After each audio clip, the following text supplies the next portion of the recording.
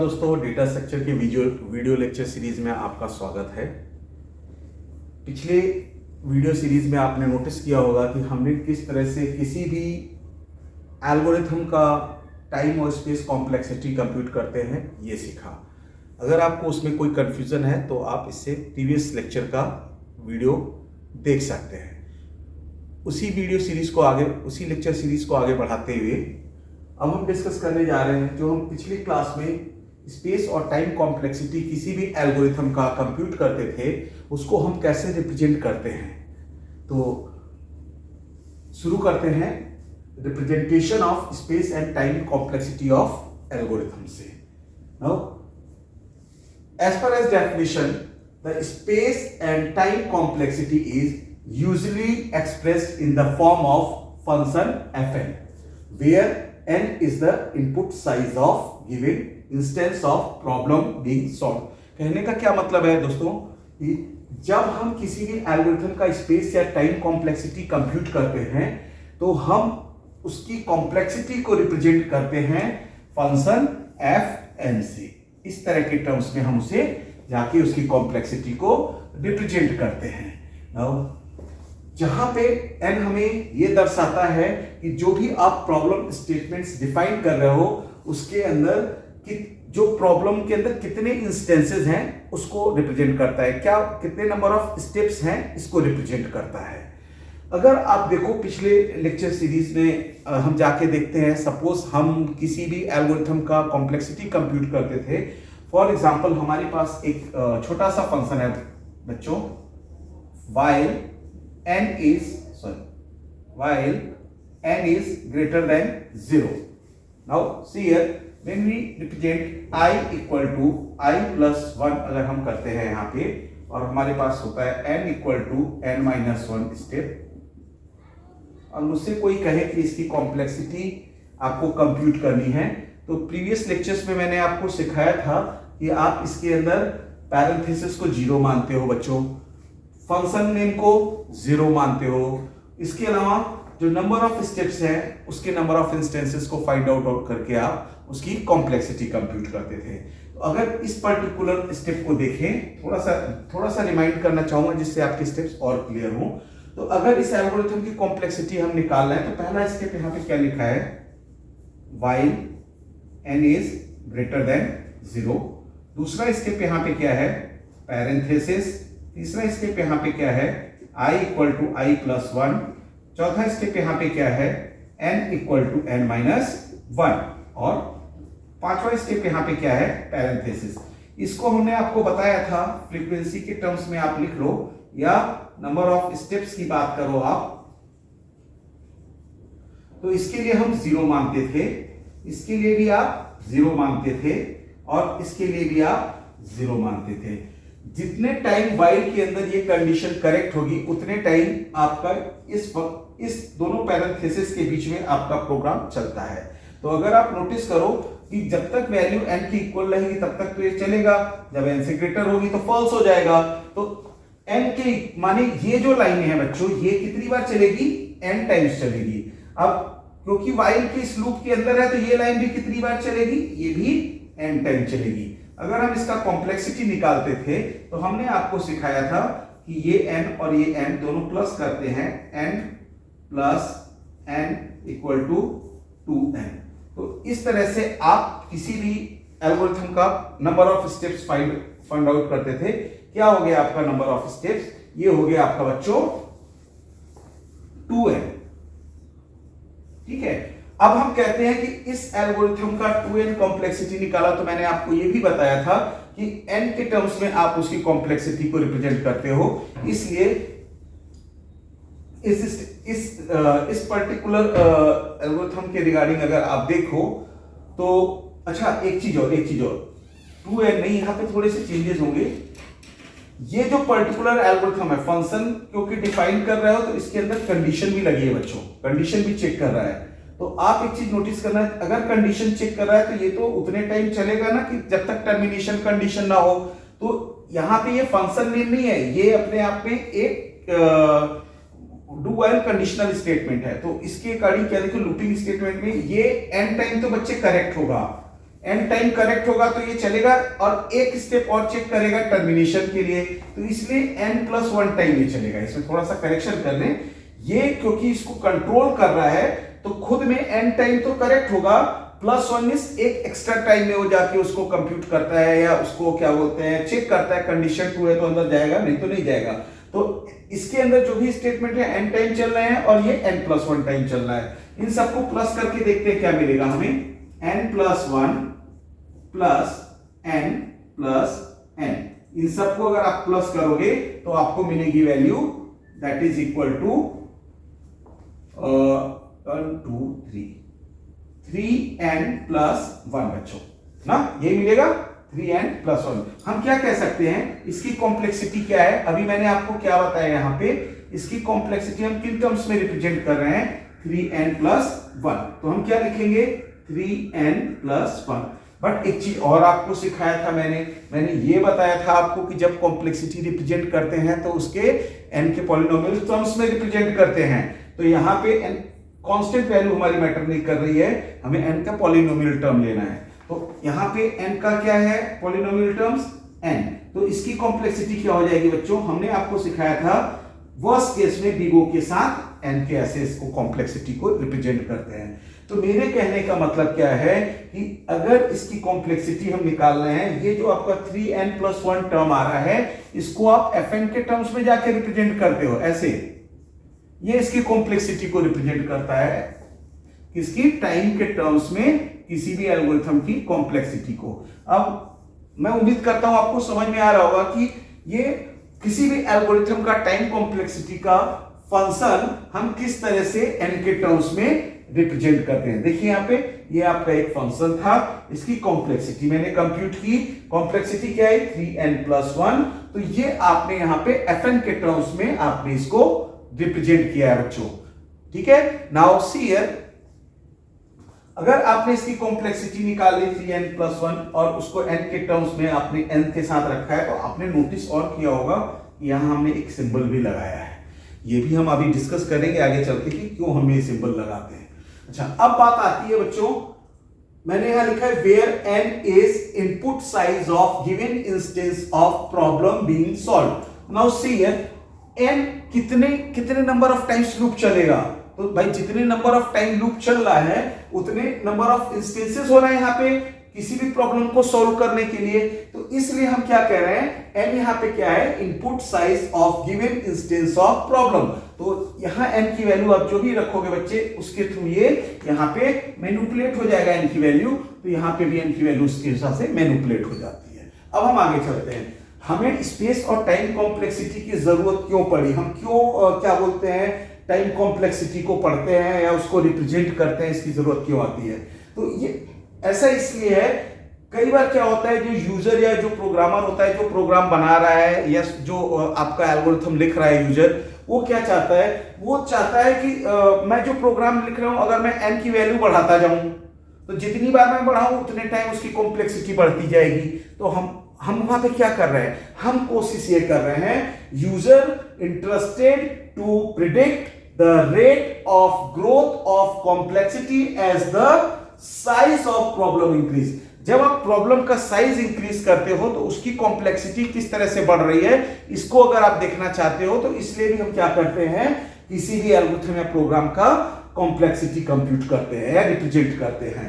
दूसरा बात, कई बार क्या होता है कि एक यूजर एक ही प्रॉब्लम को दो अलग मेथड से सॉल्व करता है, तो वो क्या करता है कि वो जो दोनों में अलग अलग एल्गोरिथम्स है उन दोनों एल्गोरिथम्स का कॉम्प्लेक्सिटी का कंपैरिजन करना चाहता है कि भाई ये जो एल्गोरिथम लिखा है इसकी परफॉर्मेंस अच्छी है या ये जो एल्गोरिथम लिखा है इसकी परफॉर्मेंस अच्छी है।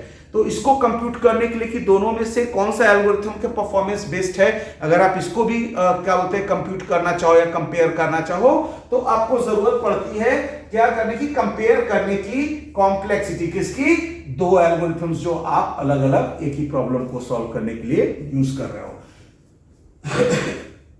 जनरली बच्चों क्या देखने में आता है, आप बहुत से बुक्स पढ़ोगे, मैंने पहले भी आपको बताया है कि जब आप बुक्स पढ़ोगे तो आप ये देखोगे कि आपका ज्यादातर कॉम्प्लेक्सिटी टाइम के टर्म्स में ही, टाइम कॉम्प्लेक्सिटी के ही टर्म्स में कंप्यूट होता है। इसके पीछे रीजन ये है कि आज के टाइम में क्या है कि मेमोरी और स्पेस जो टर्म्स है वो मार्केट में कम वैल्यू रखती है या उसकी कॉस्टिंग जो है वो कम है। इसलिए ज्यादातर केसेस में क्या होता है कि परफॉर्मेंस को टाइम के टर्म्स में कि कितनी जल्दी आउटपुट आ रहा है उसको कंपेयर यूज करते हैं हम कॉम्प्लेक्सिटी रिप्रेजेंट करने के लिए। इसलिए हम नोटिस करेंगे इसको कि आप जहां भी बुक्स पढ़ोगे तो वहां मेमोरी का डिस्कशन कम करके, स्पेस कॉम्प्लेक्सिटी का डिस्कशन कम करके, ज्यादातर बुक्स में जो किसी भी एल्गोरिथम का परफॉर्मेंस इवेलुएट किया जाता है वो टाइम के टर्म्स में किया जाता है। तो इसलिए हमें ज्यादातर एल्गोरिथम जो कॉम्प्लेक्सिटी कहीं भी कंप्यूट करेंगे हम टाइम कॉम्प्लेक्सिटी के टर्म्स में कंप्यूट करेंगे। अब बात आती है कि सपोज आप इस तरह से किसी भी एल्गोरिथम का कॉम्प्लेक्सिटी कंप्यूट कर लिए, तो हमें एक चीज देखने के लिए मिलेगी कि हम इसको रिप्रेजेंट कैसे कर रहे हैं। नो सी अभी मैंने आपको ये सिखाया, ये एल्गोरिथम है आपकी, आपने इस एल्गोरिथम को रिप्रेजेंट किया और उसका कॉम्प्लेक्सिटी कंप्यूट किया। कॉम्प्लेक्सिटी कंप्यूट किया तो मैंने आपको बता दिया कि Fn इक्वल टू ये आपकी कॉम्प्लेक्सिटी आ रही बच्चों। पर आपने और भी एक चीज नोटिस किया होगा कि मैंने यहां एक बड़ा सा ये गोला लगाया है, उसके बाद एक ब्रैकेट के अंदर n लिखा है। तो ये जो है मैंने वहां एक टर्म्स यूज किया था बच्चों, बिग ओ, बिग ओ। तो ये कुछ सिंबल्स होते हैं बच्चों जो हम एल्गोरिथम की कॉम्प्लेक्सिटी को रिप्रेजेंट करने के लिए यूज करते हैं। अगर हम किसी एल्गोरिथम, सपोज आपने Fn यहां निकाला है, अगर हम देखिए वर्स्ट केस में, बहुत ही वर्स्ट सिनेरियो में इसकी कॉम्प्लेक्सिटी क्या हो जाती है, तो अगर कांस्टेंट टर्म को नहीं दिखते हैं तो n के टर्म्स में बढ़ रहे हैं। क्योंकि मैं वर्स्ट केस ले रहा हूं इसलिए हमने क्या लगा दिया, बिगो लगा दिया। अब वही कहेंगे कि कोई कल को कोई कहे कि कम से कम कितना टाइम लेता है, तो हम कहेंगे कि नहीं कुछ इसकी कॉम्प्लेक्सिटी कुछ भी आई और कम से कम केस में हम कह रहे हैं एक ही बार में सॉल्व हो जाता है, तो हम क्या कहेंगे इसकी कॉम्प्लेक्सिटी 1 है। क्यों? क्योंकि एक ही स्टेप में सॉल्व हो जाए, तो हम ऐसे रिप्रेजेंट करेंगे बच्चों। अब ये सिंबल बदल गया, बदल गया।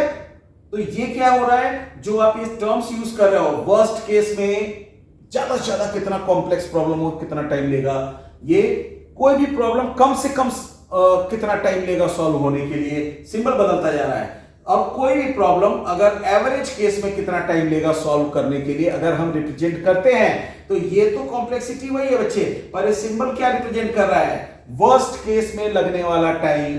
ये क्या है, कम से बेस्ट केस में लगने वाला टाइम। ये क्या रिप्रेजेंट कर रहा है, एवरेज केस में लगने वाला टाइम। तो ऐसे हम कुछ सिंबल्स यूज करते हैं बच्चों किसी भी कॉम्प्लेक्सिटी को रिप्रेजेंट करने के लिए, कि भाई जो कॉम्प्लेक्सिटी हमने लिखी है वो उसके बेस्ट केस को रिप्रेजेंट कर रहा है, वर्स्ट केस को रिप्रेजेंट कर रहा है या एवरेज केस को रिप्रेजेंट कर रहा है।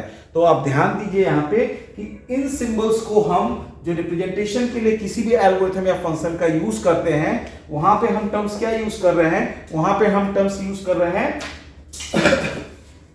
बिग ओ, ओमेगा, थीटा। ये जो सिंबल्स आप यूज कर रहे हो, इन सिंबल्स को हम यहां पे क्या कहने जा रहे हैं, notations. Following notations are commonly used in performance analysis and used to characterize the complexity of algorithm. Notation मतलब ये जो सिंबल्स आप यूज कर रहे हो ना बच्चे, बिग ओ, ओमेगा, थीटा मैं नाम दे रहा हूं, इनको कंप्यूटर साइंस के डिक्शनरी के अंदर नोटेशंस के नाम से जाना जाता है।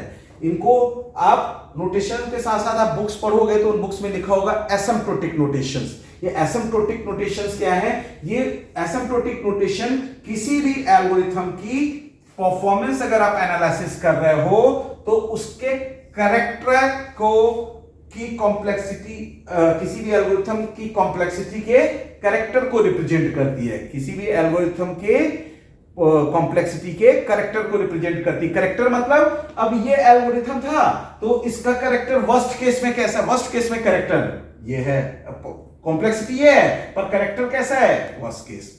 इसकी ये जो आपने कॉम्प्लेक्सिटी लिखी 1, ये इसका कैरेक्टर बेस्ट केस, कैरेक्टर में जल्द कम से कम टाइम, तो इसका माने बेस्ट केस में कितना ले रहा है, ओमेगा। और ये आप जो नोटेशन 5 यूज कर रहे हो, एवरेज केस में उसका कैरेक्टर रिप्रेजेंट करता है कि ये जो कॉम्प्लेक्सिटी n आ रही है, एवरेज केस कैरेक्टरिस्टिक क्या होगी, इसको रिप्रेजेंट कर रहा है। तो इसलिए हम यहां इस क्या कहते हैं, एसिम्प्टोटिक नोटेशंस क्या कर रहा है कि किसी भी एल्गोरिथम की जो कॉम्प्लेक्सिटी आप कंप्यूट कर रहे हो उसके कैरेक्टर को रिप्रेजेंट कर रहा है by using best case, average case या वर्स्ट केस का नाम यूज करके। जनरली हम जो डेटा स्ट्रक्चर पढ़ते हैं उसके अंदर हमारे 3 बेसिक्स आपके क्या बोलते हैं एसिम्प्टोटिक नोटेशंस होते हैं। पहला सीयर बिग ओ नोटेशन, ये बड़ा सा ओ है, बिग ओ नोटेशन, इसको क्या कहते हैं theta notation. This is omega notation. Big O notation क्या होता है, ये आपका वर्स्ट केस के अंदर जो टाइम लग रहा है, जो कोई भी एल्गोरिथम का माने कंप्यूट होने के लिए टाइम रिक्वायर्ड है, उसको रिप्रेजेंट कर रहा है बिग ओ से।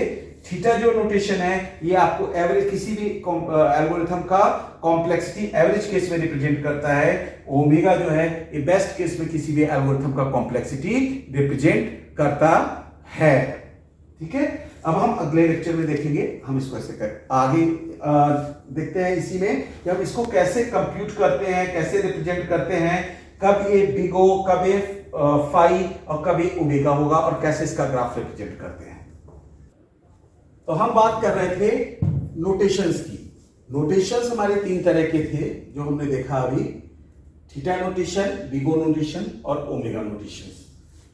थीटा नोटेशन जो होता है दोस्तों, थीटा नोटेशन हमेशा एवरेज केस किसी भी एल्गोरिथम की कॉम्प्लेक्सिटी के एवरेज केस को रिप्रेजेंट करता है।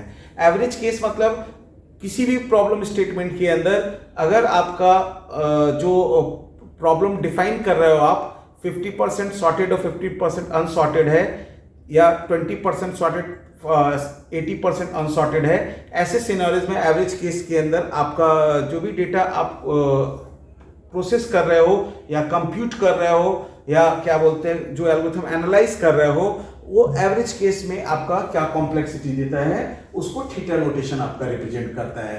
दिस नोटेशन बाउंड, डेफिनेशन देखिए, this notation bound a function to within a constant factor. We say fn gn of theta. बच्चों आपने नोटिस किया था, अभी आपको पढ़ाते हुए मैंने बताया था कि किस तरह से आप fn निकालते हो। fn निकालने के बाद जब आप उसके अंदर जैसे देखा आपने कि वहां पे 3n+2 लिखा हुआ था, तो मैंने आपको बताया कि हम वहां पे n लेके चल रहे थे। तो उसी तरह से हम उसको अगर n को gn मान लेते हैं, तो अगर आप n को gn मान रहे हो, तो अगर आप इस कॉम्प्लेक्सिटी को fn की इस कॉम्प्लेक्सिटी को थीटा से रिप्रेजेंट कर रहे हैं, तो ये इसकी एवरेज केस कॉम्प्लेक्सिटी को रिप्रेजेंट करता है। अच्छा, डेफिनेशन ये भी कह रही है कि bound a function with in constant factors. Constant factor क्या है बच्चों, सी here, this is the graph representation of theta notation. अगर आप थीटा नोटेशन की बात करें तो यहां पे आपके नंबर ऑफ स्टेप्स जो आप यूज कर रहे हो n से हम रिप्रेजेंट कर रहे हैं, और अगर इसकी कॉम्प्लेक्सिटी हम देखें जो हम कंप्यूट कर रहे हैं, तो fn के टर्म्स में, gn के टर्म्स में और c2gn के टर्म्स में हम रिप्रेजेंट कर रहे हैं। नोटिस करने वाली बात है, आप देखिए ये जो पॉइंट है बच्चों, इसको हम यहाँ पे थ्रेशोल्ड वैल्यू के नाम से जानते हैं। थ्रेशोल्ड वैल्यू क्या होती है, वो वैल्यू जहां से जब आप n की वैल्यू किसी भी मैथमेटिकल इक्वेशन में रखते हैं तो आपको 2 सेपरेट वैल्यू मिलना स्टार्ट हो जाती है, वो वैल्यू आपस में कॉन्फ्लिक्ट नहीं करती। इससे पहले हमने बच्चे n नॉट की थ्रेशोल्ड वैल्यू से पहले जितने भी हम n की वैल्यूज रखेंगे बच्चे, कई बार आपने मैथमेटिकल इक्वेशंस में पढ़ा होगा, n की कई वैल्यूज के लिए पता चलता है 0 रखते हैं तो पॉजिटिव नंबर निकल के आता है, 1 रखते हैं तो पॉजिटिव निकल के आता है, 2 रखते हैं तो निगेटिव आ जाता है, 3 रखते हैं फिर 0 आ जाता है, फिर आप क्या होता है 4 रखते हो तो फिर एक नई वैल्यू शुरुआत होती है। तो अगर आप वहां पे कुछ वैल्यूज ऐसी रखते हो जिसमें कि जो अपर बॉन्ड, जो दोनों लोअर और अपर बॉन्ड के बीच की जो कंडीशन है fn की, उन दोनों के बीच में बार बार कॉन्फ्लिक्ट हो रहा है। इस इक्वेशन में जो भी n इक्वल टू 1 जो भी n की वैल्यू रख रहे हैं इस इक्वेशन में रख रहे हैं, कभी पॉजिटिव कभी निगेटिव, कभी पॉजिटिव कभी निगेटिव जा रही है। एक टाइम ऐसा आएगा, एक कोई स्पेसिफिक वैल्यू ऐसी आएगी, for example n not equal to 5, उसके बाद आप n की वैल्यू जितना भी रखोगे, चाहे इस इक्वेशन में रखो चाहे इस इक्वेशन में रखो, दोनों अपनी सेपरेट वैल्यूज को डिफाइन करती हो, वैल्यू कभी भी कंफ्लिक्ट नहीं करेगी। तो वो वैल्यू जहां से दोनों इक्वेशन के अंदर आप वही वैल्यू रखते हो और अलग अलग सेपरेट माने ग्राफ डिफाइन हो रहा है, उस वैल्यू को आप थ्रेशोल्ड वैल्यू के नाम से जानते हो, यहाँ पे n नॉट के नाम से जानते हो। तो जब आप थ्रेशोल्ड वैल्यू से पहले की जो भी वैल्यू पुटअप करोगे तो एक इक्वेशन में कभी पॉजिटिव आएगा, वही वैल्यू अगर आप n इक्वल टू 1 आप दूसरी इक्वेशन में रखते हो तो निगेटिव हो जाता है। अगर उसमें n इक्वल टू 2 रखोगे यहाँ पे तो ये निगेटिव हो जाएगा और ये पॉजिटिव हो जाएगा, तो ये कॉन्फ्लिक्ट हो रहा है वैल्यू। जब n नॉट की वैल्यू 5 आप रखोगे वहां पे फॉर एग्जांपल, तो 5 होने के बाद दोनों वैल्यू सेपरेट होना स्टार्ट हो जाती हैं, तो हम बोलते हैं this is the n not value और से थ्रेशोल्ड वैल्यू। उसके बाद जो भी दोनों इक्वेशन आप निकाल के रखते हो कॉम्प्लेक्सिटी कंप्यूट करने के लिए, आपका जो एक्चुअल fn आया है, जो आपने अभी तक कंप्यूट करते हुए देखा है fn कैसे निकालते हैं लेक्चर में, वो जो fn का एक्चुअल इक्वेशन है उसके अंदर आप n की जो वैल्यू यहां रखोगे वो अलग इक्वेशन देगी, यहां पे वही n की वैल्यू रखोगे तो अलग इक्वेशन देगी, पर fn के अंदर वही वैल्यू रखोगे तो उस जो आउटपुट आएगा वो अपर वाली इक्वेशन की वैल्यू और लोअर वाली इक्वेशन की वैल्यू के बीच में लाई करता है। तो इसमें क्या होता है कि जो कांस्टेंट फैक्टर C1 है Gn या C2 Gn है, इन दोनों के बीच में आपका ऑलवेज भी fn लाई करता है, या एक्चुअल जो आपका कॉम्प्लेक्सिटी कंप्यूट करने का fn फंक्शन आपने वहां पे डिफाइन किया है उसकी वैल्यू इन बिटवीन अगर लाई करती है तो इस तरह के रिप्रेजेंटेशन को हम थीटा नोटेशन से रिप्रेजेंट करते हैं, जो किसी भी एल्गोरिथम का एवरेज केस कॉम्प्लेक्सिटी को रिप्रेजेंट करता है। ग्राफ भी आप डिफाइन कर दीजिए। ध्यान रखने वाली बात क्या है यहाँ पे कि fn always be like C1 Gn and C2 Gn. Now see here in this equation when we have to represent fn equal to phi Gn means average case complexity of any algorithm. See here, if there exists positive constant and not C1 and C2, then fn always lies between C1 Gn and C2 Gn. तो इस चीज को हम जो यहाँ पे graph पे देख रहे हैं कि n नॉट C1 C2, ये n नॉट C1 और C2 ये क्या है अपने आप में कांस्टेंट फैक्टर है, और Cn Gn C2 Gn जो है आपका निकल के आ रहा है fn उसके ऑलवेज ही बीच में लाई करता है। तो इस चीज को एक तो लिखने का तरीका ये होता है, बच्चों बुक्स में लिखा होगा fn इक्वल टू, यहां पे आपको थीटा लगा दिया, मतलब ये एवरेज केस को रिप्रेजेंट कर रहा है Gn हो गया। और एक लिखने का तरीका ये है C1 ब्रैकेट के अंदर Gn और f is smaller than fn is smaller than C2 Gn। कहने क्या मतलब है, fn की वैल्यू C1 Gn और C2 Gn के बीच में लाई करती है। अब देखिए इन दोनों के रिप्रेजेंटेशन में डिफरेंस क्या है, देखिए इसके और इसके रिप्रेजेंटेशन में डिफरेंस क्या है।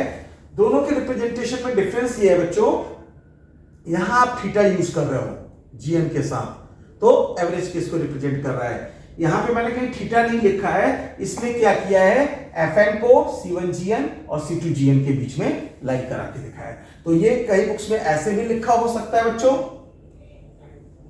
और कई बुक्स में ऐसे भी लिखा हो सकता है। Now see here, big O notation. Here in this notations gives upper bound for a function to with a constant factor. कहने का क्या मतलब है, बिग O नोटेशन मैंने आपको बताया कि बिग O नोटेशन क्या रिप्रेजेंट करता है, worst case complexity of any algorithm. Worst case complexity का मतलब क्या है कि कोई भी एल्गोरिथम जो आप उसकी कॉम्प्लेक्सिटी कंप्यूट कर रहे हो, ज्यादा से ज्यादा कितना टाइम लेता है किसी भी प्रॉब्लम स्टेटमेंट को सॉल्व करने के लिए। तो सी हियर मींस ज्यादा से ज्यादा मतलब क्या है, ज्यादा से ज्यादा मतलब upper bound of your algorithm means ज्यादा से ज्यादा कितना टाइम लेता है, that is defining term of upper bound for a function जो भी fn आप निकाल रहे हो उसके लिए, ठीक है। Within a constant factor, तो within a constant factor का मतलब क्या है बच्चों कि यहां पे भी आप कुछ टर्म्स यूज करोगे, जैसे यहां पे यूज किए थे ना आपने threshold n not C1 C2, इस तरह से कांस्टेंट फैक्टर के साथ fn जो है अपर बाउंड को रिप्रेजेंट करेगा, जो आपकी कॉम्प्लेक्सिटी किसी भी एल्गोरिथम की कॉम्प्लेक्सिटी को वर्स्ट केस में कितना टाइम लेता है उसको रिप्रेजेंट करता है। इसको लिखने का तरीका क्या है, fn इक्वल टू Gn क्या है, अब भाई Gn तो आपको बताया इनके टर्म्स में, पॉलिनोमियल्स टर्म्स में आप उठा रहे हो, fn आपने कंप्यूट करके एल्गोरिथम का देखा है। सिर्फ बिग O लगाने का मतलब क्या है, बिग O रिप्रेजेंट कर रहा है ये वर्स्ट केस कॉम्प्लेक्सिटी को रिप्रेजेंट कर रहा है। इसको अगर आप देखो ग्राफ के माध्यम से समझने की कोशिश करो, अगर n नंबर ऑफ स्टेप्स किसी भी प्रॉब्लम स्टेटमेंट में है या एल्गोरिथम में है, तो अगर आप उसका ग्राफ एनालाइज करते हो तो फिर से वही बात, n नॉट वो वैल्यू है जहां से आपका fn और gn के अंदर अगर आप n की वैल्यू रखते हो तो दोनों कॉन्फ्लिक्ट नहीं करेगी। ऑलवेज भी अगर fn के अंदर n इक्वल टू 1 रखोगे और यहाँ पे gn के अंदर n इक्वल टू 1 रखोगे तो ये सेपरेट वैल्यू देगी। अगर यहाँ पे n इक्वल टू 2 किया तो यहाँ भी n इक्वल टू 2 किया तो ये भी सेपरेट वैल्यू देगी। यहाँ n इक्वल टू 3 दिया इसके लिए तो यहाँ भी n इक्वल टू 3 दिया gn के लिए तो सेपरेट, तो ये कॉन्फ्लिक्ट नहीं होगा, दोनों सेपरेट होना स्टार्ट हो जाती हैं। तो मेरे कहने का क्या मतलब है यहाँ पे बच्चों कि ये जो n नॉट है थ्रेशोल्ड वैल्यू है, यहाँ से दोनों फंक्शन आपस में सेपरेट होना स्टार्ट हो जाते हैं। इससे पहले की वैल्यूज क्या है, कॉन्फ्लिक्ट कर रही है, कभी कोई वैल्यू रख रहे हैं तो पॉजिटिव हो जा रही है, किसी केस में नेगेटिव हो जा रही है, इसलिए इसके थ्रेशोल्ड वैल्यू से पहले की वैल्यूज को हम नहीं कंसीडर करते किसी भी ग्राफ के रिप्रेजेंटेशन में। थ्रेशोल्ड वैल्यू के बाद जब जिस वैल्यू से दोनों fn और gn सेपरेट होना स्टार्ट हो जाते हैं कि फिर कभी भी वो कॉन्फ्लिक्ट नहीं करेंगे। फॉर एग्जांपल अगर n इक्वल टू 1 रख रहे हैं कॉन्फ्लिक्ट कर रही है, n इक्वल टू 2 रख रहे हैं कॉन्फ्लिक्ट कर रही है, up down n equal to 3 रख रहे हैं कॉन्फ्लिक्ट कर रही है, पर एक टाइम ऐसा आएगा कि n इक्वल टू अगर हम 6 रखेंगे तो उसके बाद से ये सेपरेट होना स्टार्ट हो जाते हैं। तो हमारा थ्रेशोल्ड वैल्यू क्या होगा, n equal to n not equal to 6। ये 1 2 3 मतलब इसके अंदर लाई नहीं करता, ये इस रीजन में लाई करता है जिसका कोई मतलब नहीं है हमारे लिए। तो इसलिए हम यहाँ पे क्या करते हैं, थ्रेशोल्ड वैल्यू के बाद क्या देखेंगे, क्योंकि ये अपर बाउंड को रिप्रेजेंट कर रहा है। किसको रिप्रेजेंट कर रहा है बच्चों, अपर बाउंड को, मैक्सिमम टू मैक्सिमम कितना टाइम लेगा। तो अपर बाउंड में क्या होता है, fn जो एक्चुअल फंक्शन है उसके अपर टाइम लिमिट को रिप्रेजेंट करता है। मैक्सिमम टू मैक्सिमम कितना, मतलब हमेशा fn से क्या होगा, आपका ऊपर ही होगा cgn का फंक्शन। ये वर्स्ट केस को रिप्रेजेंट करता है। इसको लिखने का तरीका क्या है बच्चों, इसको लिखने का तरीका है fn is always smaller than cgn। cgn की वैल्यू क्या है, ग्रेटर है, fn क्या है, स्मॉलर है, इसलिए मैंने क्या लिखा है, fn इज स्मॉलर देन और इक्वल टू cgn। ठीक है, तो इसको आप इस तरह से रिप्रेजेंट कर सकते हो। इसके अंदर ये n नॉट और c जो है बच्चों कांस्टेंट है, ये पॉजिटिव कांस्टेंट है और जिसको यूज करके आप किसी भी fn फंक्शन का कॉम्प्लेक्सिटी कंप्यूट करते हो। और होगा क्या, the value of fn always lies on और बिलो cgn। या तो fn इसके ऊपर लाई करेगा या तो इससे बिलो ही रहेगा हमेशा, क्योंकि fn का अपर टाइम लिमिट या मैक्सिमम टाइम या अपर बाउंड को ये रिप्रेजेंट करता है। अब बात आती है तीसरा नोटेशन जिसको हम ओमेगा नोटेशन के नाम से जानते हैं। ओमेगा नोटेशन क्या है, ओमेगा नोटेशन आपको जानने की, ओमेगा नोटेशन का मतलब ये है बच्चों कि ये किसी भी एल्गोरिथम के बेस्ट केस कॉम्प्लेक्सिटी को रिप्रेजेंट कर रहा है। मतलब कोई भी प्रॉब्लम स्टेटमेंट जो आप एल्गोरिथम के माध्यम से रिप्रेजेंट कर रहे हो वो कम से कम कितना टाइम लेगा किसी भी प्रॉब्लम स्टेटमेंट या एल्गोरिथम को सॉल्व करने के लिए। तो see here definition, this notation gives lower bound, see here this notation, ये नोटेशन क्या दे रहा है, lower bound for a function to within a constant factor. जो भी कांस्टेंट फैक्टर आप यूज करोगे n नॉट और c, उसके अंदर आप जो भी आपका कॉम्प्लेक्सिटी कंप्यूट होगा उसके लोअर बाउंड को रिप्रेजेंट करेगा। रिप्रेजेंट करने का तरीका क्या है, fn फंक्शन जो कॉम्प्लेक्सिटी आप रिप्रेजेंट कर रहे हो, cgn जो आप वहां पे आपका ड्राइव होके आ रहा है कॉम्प्लेक्सिटी, उसके साथ अगर आप ये ओमेगा लगा देते हो तो ये क्या रिप्रेजेंट कर रहा है कि ये जो कॉम्प्लेक्सिटी आपने उठाई है या रिप्रेजेंट किया है ये बेस्ट केस को रिप्रेजेंट कर रहा है। मींस कम से कम कितना टाइम लगेगा। So here n नॉट और c is a positive constant. Again threshold value वहां पे होगी n नॉट और c एक कांस्टेंट पॉजिटिव होगा जो उसके पॉजिटिव कांस्टेंट होगा जिसको यूज करके fn function always lies on और अबव cgn। मतलब fn फंक्शन हमेशा ऊपर होगा किससे, cgn से। रिप्रेजेंट करने का दूसरा तरीका, एक तो ये ओमेगा लगाया, अगर ओमेगा नहीं लगाया तो दूसरा क्या है, fn is greater than cgn, ऐसे लिख सकते हो। fn फंक्शन हमेशा ग्रेटर रहेगा किससे, cgn फंक्शन से, मतलब जो आपने कॉम्प्लेक्सिटी कंसीडर की है n के पॉलिनोमियल्स के टर्म्स में। Now see here, this is the graph for omega notation. See here, n is the number of input, number of steps. See here, that is represent function is diagram is represented with fn equal to omega gn, n not is threshold value, जहां से आपकी n की value f n और g n की value separate होना start हो जाती है। इससे पहले थ्रेशोल्ड वैल्यू एन नॉट से पहले जो भी एन की वैल्यू आप रखते हो, एफ एन और जी एन दोनों आपस में कॉन्फ्लिक्ट करते हैं ऑलवेज भी पॉजिटिव और नेगेटिव वैल्यूज के बीच में, इसलिए उसको नहीं कंसीडर करते। जब से दोनों सेपरेट होना स्टार्ट होंगे, वो लास्ट वैल्यू को आप यहां थ्रेशोल्ड वैल्यू मान लेते हो एन नॉट, और उसके बाद एफ एन यहाँ पे हमेशा कहां लाई करेगा, ऊपर लाई करेगा, और जो कॉम्प्लेक्सिटी आपने कंप्यूट किया है जेन के टर्म्स में, वो इक्वेशन ऑलवेज भी, मैथमेटिकल इक्वेशन ऑलवेज भी लाई करेगा below the f n function. तो ये क्या रिप्रेजेंट कर रहा है कि अगर एक्चुअल फंक्शन एफ एन इतना टाइम ले रहा है कॉम्प्लेक्सिटी कंप्यूट होने के लिए, तो कम से कम इस टाइम के अंदर वो अपने किसी भी एल्गोरिथम की परफॉर्मेंस को रिप्रेजेंट कर सकता है। इसी चीज को आपको यहाँ पे मैंने डायग्राम क्या होता है इक्वेशन के माध्यम से भी समझाने की कोशिश की है।